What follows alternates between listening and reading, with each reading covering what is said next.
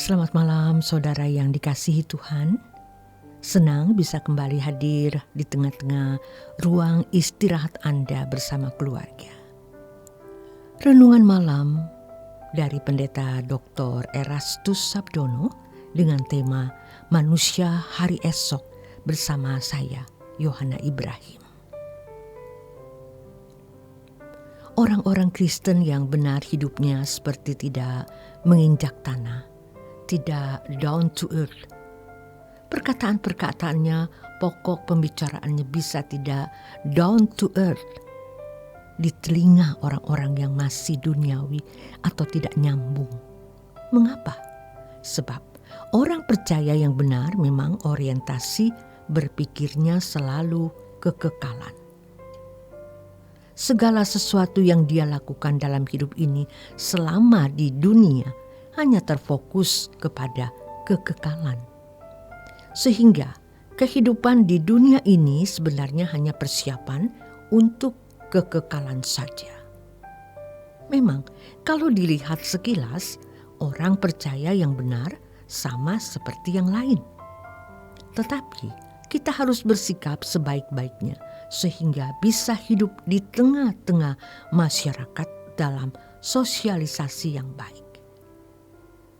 Tetapi kalau orang mengamati hidup kita secara dekat, menyentuh hidup kita dalam percakapan-percakapan, baru mereka tahu bahwa kita memang seperti orang-orang yang tidak menginjak tanah. Inilah yang dilakukan oleh Abraham.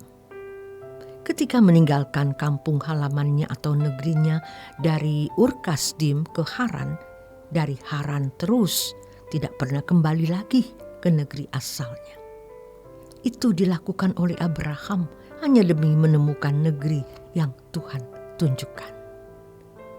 Sedangkan dia juga tidak tahu negeri itu bagaimana bentuknya. Ternyata negeri itu bukan di dunia. Itu Kanaan surgawi. Abraham luar biasa. Walaupun dia memiliki kesempatan untuk kembali ke kampung halamannya, dia tidak kembali. Dia mencari kota yang dibangun dan direncanakan oleh Allah sendiri. Ibrani 11 ayat yang ke-10.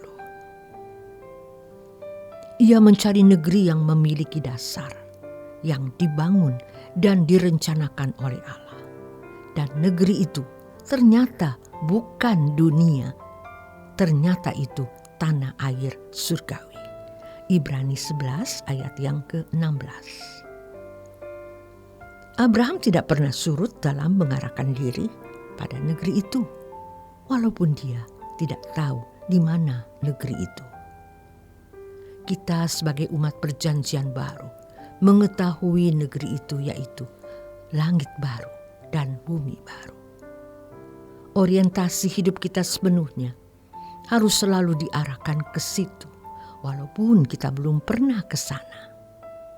Dan memang tidak perlu harus ke sana dulu mendapat mimpi atau penglihatan baru percaya.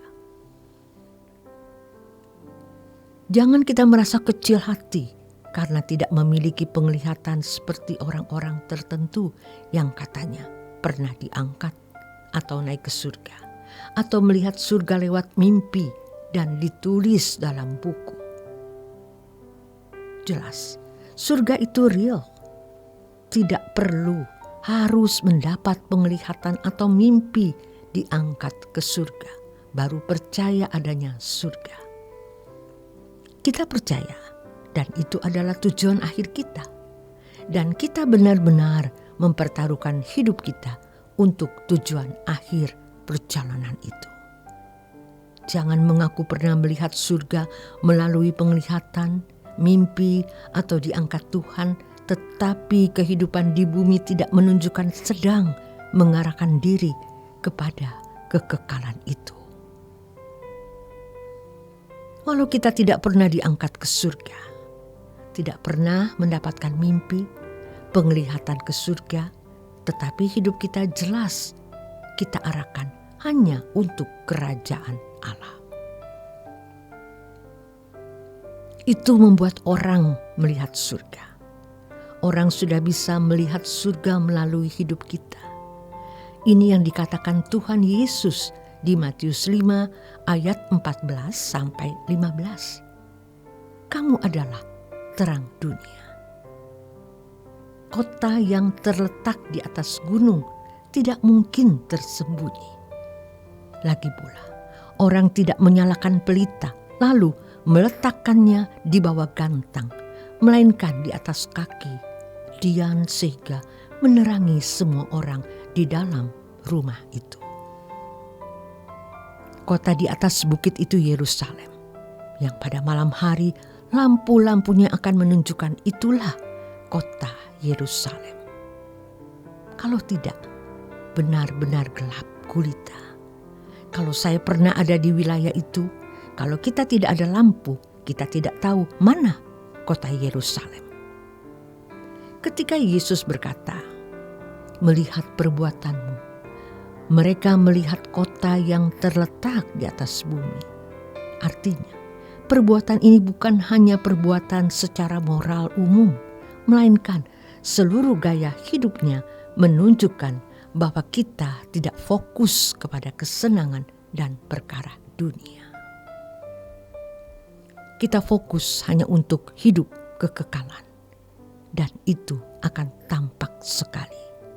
Tentu dari kesucian hidup, dari suasana jiwanya yang tidak ditentukan hiburan dunia, dan kesediaannya untuk mengorbankan apapun yang ia miliki untuk kepentingan kerajaan Allah.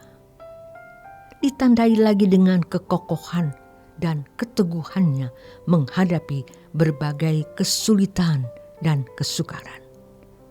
Ketabahannya menghadapi kesukaran hidup ini. Dan yang terakhir, tampak sukacita hatinya. Sukacita bukan karena perkara dunia, melainkan karena pengharapan langit baru dan bumi baru. Walaupun di tengah-tengah tekanan, sukacita terhadap kerajaan Allah tidak pernah padam di dalam hati orang percaya yang benar ini. Ketidakwajaran hidup ini bukan sesuatu yang membuat kita malu. Justru disinilah keagungan kita. Kita tidak usah malu dengan pola hidup yang tidak wajar ini di mata dunia. Karena justru inilah yang wajar di mata Allah. Yang wajar di mata Allah bisa dipandang tidak wajar di mata dunia. Orang yang memiliki hidup seperti ini yang memindahkan hati di kerajaan Allah adalah orang-orang yang dikasihi dan disayang Tuhan. Ingat, disayang Tuhan tidak harus dihujani dengan berkat jasmani, tetapi dituntunnya sampai menuju kesempurnaan. Manusia hari esok adalah orang yang orientasi hidupnya adalah kekekalan. Selamat malam saudara. Selamat beristirahat. Tuhan Yesus memberkati.